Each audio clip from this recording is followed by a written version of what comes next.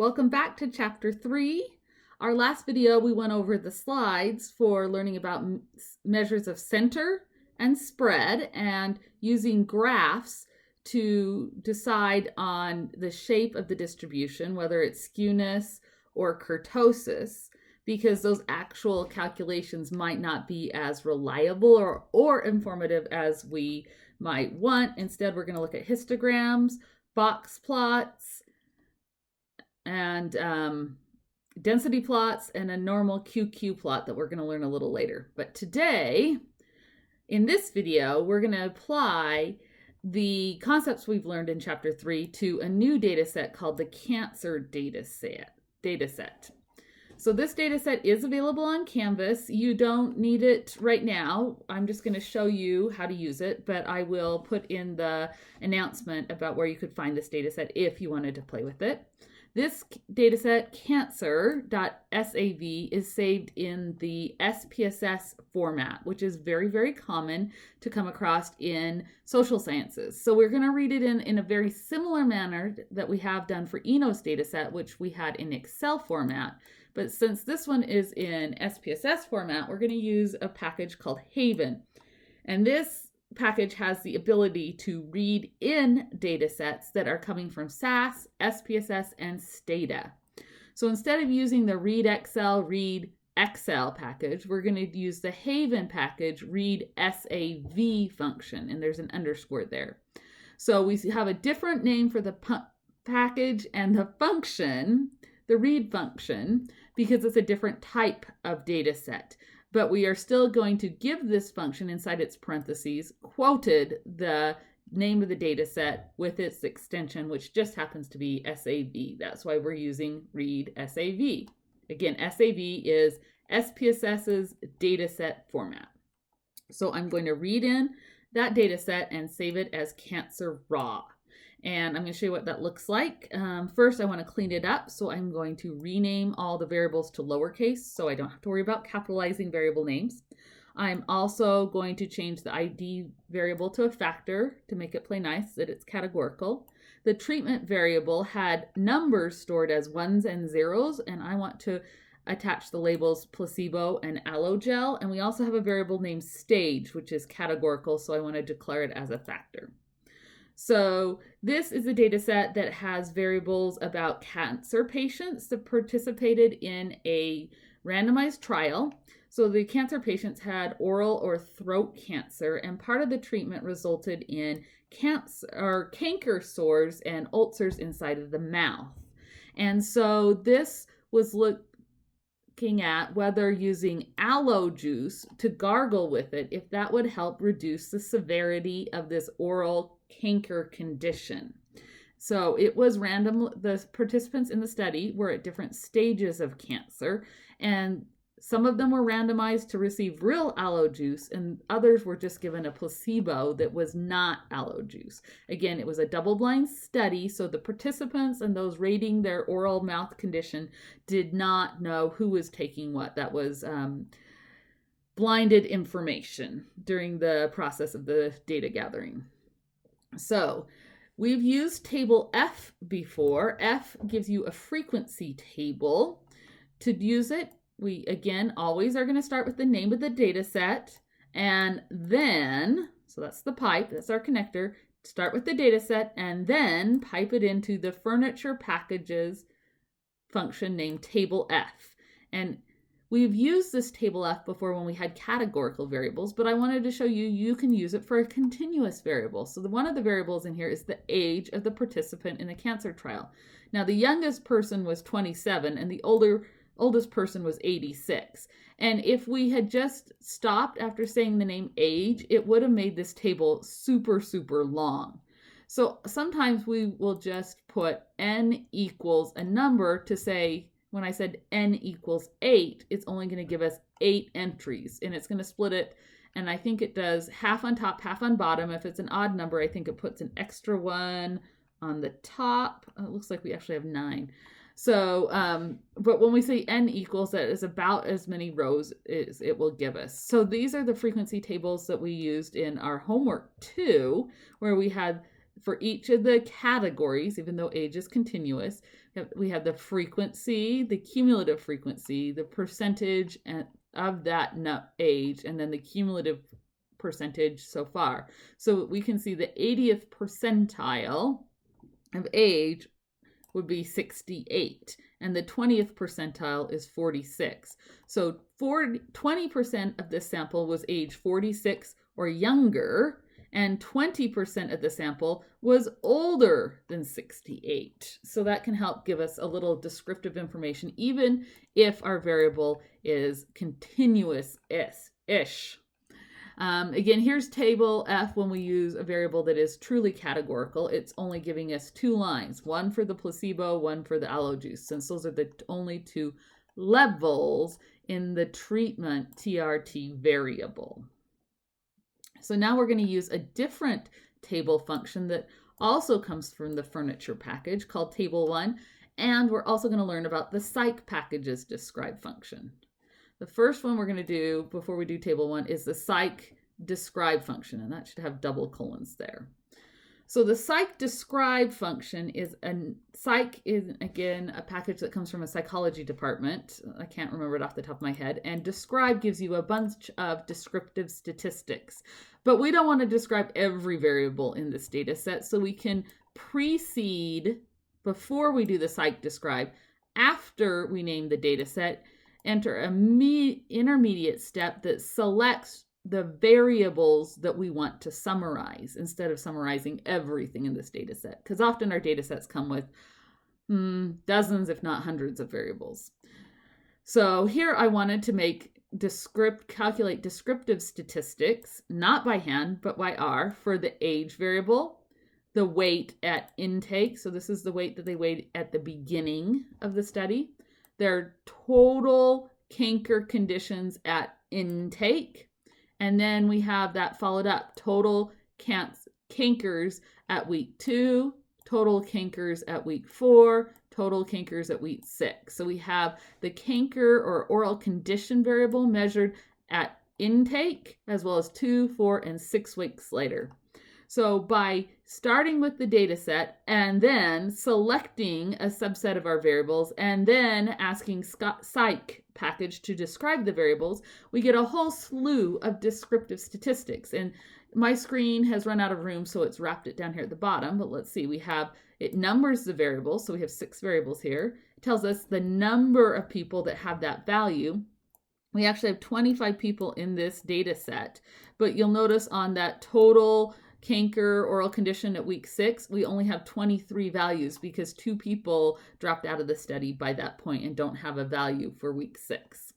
But in addition to being told how many non-missing values we have for each variable, it has speedily computed the mean, that's the arithmetic average, the standard deviation, the median, a trimmed mean, the MAD, which I'll leave off right now, we won't talk about it, the min and max, the range, skew is the skewness number that I said is of limited help, and kurtosis variable, also minimum helpful, and this last one is the standard error for the mean. Standard error, this is standard error for the mean. So psych describe is a really handy function that will quickly give you lots of descriptive statistics for any set of variables that you want in your data set. So this is really good if you want full descriptives, including min and max and median, which sometimes we do. But a lot of times we want to focus on just the main descriptors that we use the most, mean and standard deviation. And if those are the only 2 that you really want to focus on, then psych describe gives you way too much or more than you need. And so one way to pare it down is to use this furnitures packages table 1 function. And this was the beginning of the furniture package, because often in any manuscript or that we start, whether it's thesis, dissertation, or publication, especially publication, the very first table that we will include has the description of our sample. So for the cancer data set, I can ask furnitures function table 1 which variables I want to summarize. And so I can tell it to summarize treatment, age, and weight at intake. And it makes a nice, clean, tidy table. If you give it a categorical variable, it will automatically see that it's a factor and put counts and percentages for each level. Again, if it's a categorical value, it'll give you counts and percentage for each category. And if it notices that a variable is continuous, like age and weight, it will numerically calculate the mean and the standard deviation. So here, this is a really fast way to make a nice descriptive table of variables in your data set. Now, this was using almost complete defaults. Check out the code. Name of the data set, and then we ask the furniture package to create table 1 of the 3 variables: treatment, age, and weight at intake. Now, this is very tidy, it's very concise, but there I want to show just a few of the little extras that table 1 can make or do for you. So one thing is we can change the text. If you'll notice here, the TRT variable, age and weigh in, these are fine on a table that we were looking at for people that know this data set, but for a publication, we would want to replace maybe TRT with the actual word treatment.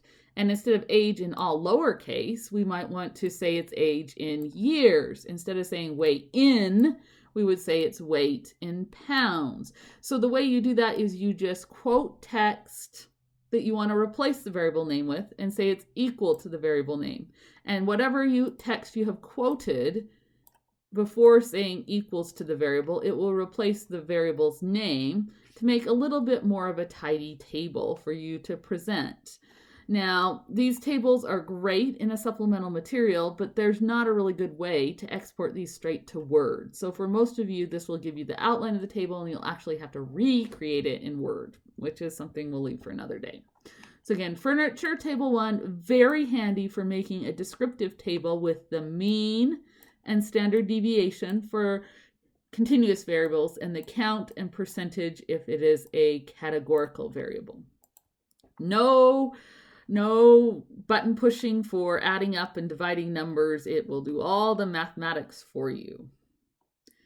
One other thing is, by default, most numbers it will print with only 1 decimal place. Usually for APA, we like to see 2.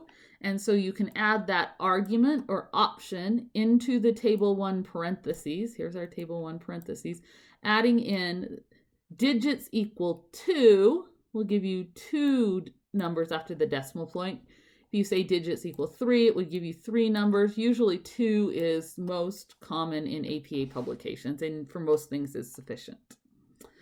So you could do both things. You can rename the text, and here's 2 other things. You can say total equals true as an argument, and it will add a column not just for the total, if you want to separate placebo and aloe juice groups. So one thing I wanted to do here is I wanted to separate placebo and aloe juice. So I have a sample size 20, but 14 are in placebo group and 11 are in the aloe group. And maybe I want to give descriptive statistics separately for those 2 groups.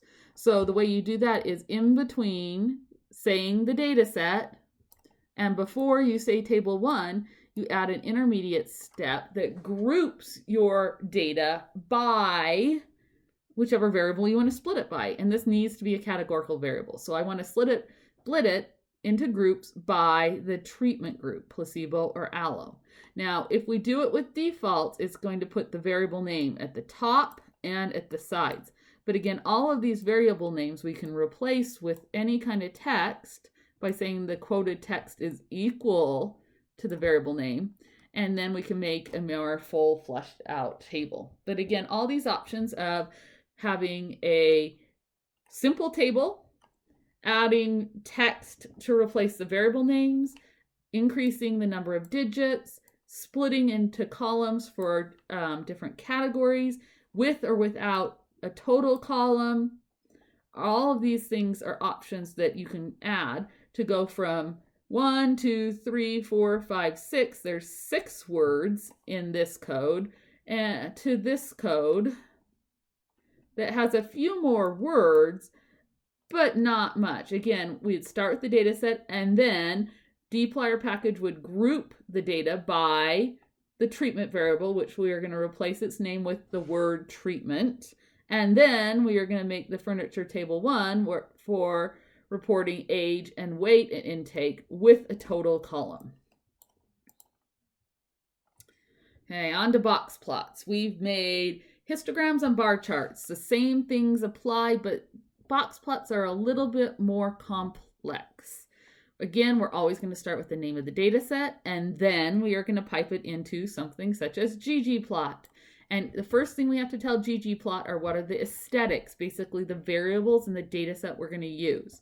So to start off, the easiest box plot, which we actually never make, we usually use box plots for comparing subgroups or comparing variables. But if we wanted to make a single box plot, we kind of have to fudge it a little. We have to say our x variable, that's this x-axis, is, and then you have to quote some text that will label it down at the bottom. This is kind of to make it work for only a single box plot. What you put inside these quotes, the computer does not care what you put there. That's just what it's going to print at the bottom. The y variable, that's the variable in your data set that you want to see the center and spread, the 5-number summary for. So that should be a continuous variable. It does not need quotes because this is age is an existing variable in our data set. And the layer we're going to use is geom boxplot. Before we've used geom barplot and geom histogram. Now it's geom boxplot. So this is a basic one group box plot. Very simple. The hardest thing is instead of in the aesthetics just saying age, we have to say the x-axis is some text and the y-axis is the variable age. Now again, you can make this lots fancier. You can add all kinds of different arguments and layers. We're going to do some basic things to make this box plot more helpful. The first thing we're going to do is if we want to do separate groups, one way, and we're going to look at several ways, one way to make separate groups, to group box plots, to make a box plot for each group, is to utilize a filling color. The fill will make separate box plots and it will fill them with different colors. And so this happens in the aesthetics. In addition to saying the x-axis is going to be some quoted text and the y-axis is going to be some continuous variable we don't need to quote, we are going to add fill equals whatever variable we want separate groups for. So TRT was the placebo or aloe juice group, and we want to fill or separate our box plot according to the placebo or aloe juice designation. So fill equals a categorical variable is one way to get side-by-side box plots. And we're going to look at another way. The second way is to break up the x-axis. And this is probably my preferred way. So in these first two examples of box plots, we had the x-axis being some quoted text, which isn't always meaningful or necessary. It is usually kind of a workaround. A better way I find is to have the x-axis be the grouping variable we want to split by, and then the y-axis being the continuous variable we want to compare. So we've made box plots of the age group separately for the treatment aloe juice and the treatment placebo groups, side by side.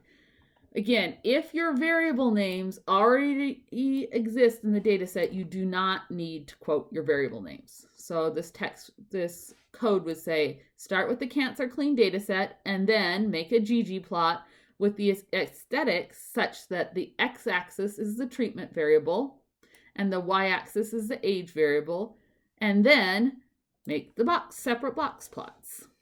So we could use fill to make two colored box plots on the same x-axis that's just quoted text. We can also break up the x-axis instead of using fill equals. And I'm going to show you one more way because sometimes one way works better than another or fits the situation better. So I'm giving you options. The third way is we can make separate panels. And this is probably a little too complex of a method for this example, but I'm going to show it to you anyway. We're going to start always with our data set and then go into ggplot. And this is like the first example where our x-axis is quoted text and our y-axis is the age variable. And we do a geom box plot. In order to get these separate panels, we're going to use a friend that we've seen before in the last chapter, facet grid. And after you say facet grid, inside the parentheses, you need this tilde wave. Remember, that's the key that's up by your escape key in the upper left-hand corner. And on one side, you can put a period. On the other, you can put treatment. And that will make a panel for the placebo and the panel for the allo, because those are the two groups in the treatment variable. If I had put TRT first before the tilde wave and the period second after it, it would make these stacked one on top of each other, which would probably squish them. So in this case, side by side is better. So there's 3 ways to make side-by-side box plots with using the fill equals the group variable, x equals the group variable, or facet grid by the grouping variable. Okay, the next thing is sometimes we don't want to make a box plot for the entire sample. Sometimes we want to make a box plot for a particular subset of the sample. And so here I'm going to show you the first example with 1 requirement and then another example with multiple requirements. So this code looks fairly similar than the rest. We're going to start with our cancer data set and then we're going to pipe it into the next step. I'm going to skip this second line. Then we're going to do ggplot with aesthetics, x equaling some quoted text. Hold on to that for a second. Y equals the age variable, geom equals box plot. So other than this quoted text, the only thing I've done is add this second line that is our filter command. In dplyr, the select command, select filter, select function will select variables. The filter function will select cases. So inside the filters parentheses, you can specify requirements based on the variables you have. So I can say I want to filter or require that my sample only includes those who had the weight less than 172 at baseline. So I might think that I don't want to look at the heavier participants. For some reason, I'm only interested in looking at the participants that are 172 or less at baseline. So that requirement goes inside of a dplyr filter command in between starting with the data set and starting the ggplot.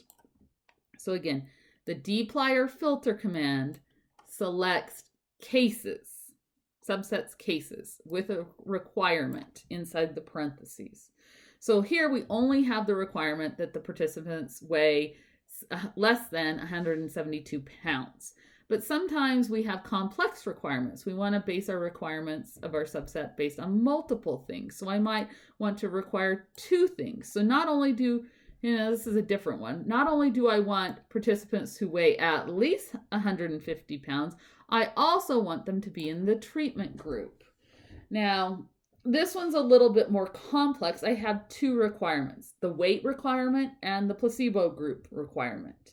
And so you can use the and sign. This is on top of your number 7 key, the ampersand. You can use the and sign to tell the computer that when you start with the cancer clean set data set, we have 2 requirements. They need to weigh more, in this case, more than 150 pounds, and also they need to be in the placebo group. So the ampersand makes it so that both of the requirements have to be met to be included moving forward. So here we have a weight requirement. Now in the first one, we use the less than symbol. In this one, I'm using the greater than and the equal sign both mushed together, and that makes our friend the greater than or equal to symbol. You'll notice over here on the treatment, you might think I have a typo, but this is not. We can use the equal sign, like here we're setting the x-axis and the y-axis with a single equal sign, But when we are doing a requirement, we are testing if something is true. And in that scenario, if we're testing if something is true, we use the double equal sign. So if I was going to read this in English, I would start at the top. I say starting with the Cancer Clean dataset, and then filtering to just participants who weigh at least 150 pounds. So they weigh greater than or equal to 150 pounds. And also the treatment group is equal to placebo. So we're testing or requiring that the treatment group, the treatment variable is equal to placebo. And then we can move forward to make our GG plot. Just a reminder, we use pipes to link steps until we hit ggplot. And once we hit ggplot, we use a plus sign to add our layers. So we can do a filter with a simple or single requirement, or we can use a more complex requirement with two pieces where they both have to be true. Both weigh more than or equal to 150 pounds and treatment is in the placebo group. Okay, so we've seen some, these are called logical statements. Less than, greater than or equal to, is equal to. There's one more handy one I want to introduce you to, and it's the in operator. So we've seen percent greater than percent, that's the pipe, but percent I n percent, and these are lowercase I and n, so test if something is in. So here we want to make sure that the participant is equal to, the treatment variable is equal to aloe juice, and their stage of cancer is something in this concatenation of 2, 3, and 4. We want to only have participants in the aloe group, but also include only those that are at stage 2 through 4 cancer. So we are excluding stage 1 and stage 5. Now you'll notice in each of these, the quoted text, I have typed something different to remind me in my figure what the requirement was. So in this first one, we required that the weight at baseline was less than 172 pounds. The second one, they were in the placebo group and at least 150 pounds. And this one, we want the true aloe juice treatment and stages 2 through 4. Again, we can use the is equal to, the less than, the greater than, less than or equal to, greater than or equal to, but we also sometimes want to know if it's one of many options. So we want to require the stage is one of the options, or stage is in this concatenation of 2, 3, and 4. Remember, we use that C to kind of glue it together or concatenate a bunch of numbers into one listing. Really hesitant to use that word list because it comes up in other ways. Okay, so we have multiple ways we can do requirements, either single requirement, double requirement, or if something is in a set of values. Okay. The most complex box plot, and there is exactly one of these on the homework, is to do repeated measures. And I could take more time to do this, but it's a little bit beyond the scope of this class. You need to use a function out of the tidyr package called pivot longer. I'm going to ask you for this assignment to kind of follow along this, maybe cut and paste this syntax into the homework, and we can go over this one in class so that we can get it right, because I kind of want to hold off on adding the pivot longer because it's involved. But that can give us box plots side by side over the course of time. So in this data set, we had people measured 2 weeks after the start, 4 weeks, and 6 weeks. And so we can see what happens to the average. And this is everyone in both groups, treatment and control, lumped together. So we start out with an average, I would say that's maybe 8. Then our average, or the median, the line in the box plot's the median. The median's about 8. then it goes up to 10, and then it comes back down to 9-ish. And so we can see a little bit of an increase and then a little slight decrease here. Box plots can get complicated. Again, I'm just showing this one for funsies. I've done all of the things. I've started with my data set, and then I filtered to require that this is only for participants that weighed more than 130 pounds at intake, and their stage of cancer was only stage 2 or stage 4. And then I pivoted it so that I can see their values over time, and I also used the fill by stage and the facet by treatment group. Now, in this data set, we only had 25 people to start out with. So if I'm requiring they only have certain weights and certain age, we are down to less than 25 participants, and then I am splitting them up into placebo and allo group. So these box plots, you can see some of them are actually missing because there's no one in. Oh, they're all here, but some of them are very, very small because there might only be 1 or 2 people, and so it's maybe not the best data set for examples. But I wanted to show you some ways you can add all of these little pieces that we're learning to do something that might be more complex. That's the great thing about R, is the syntax is functional, meaning it's bite-sized pieces and you can put them together like Legos.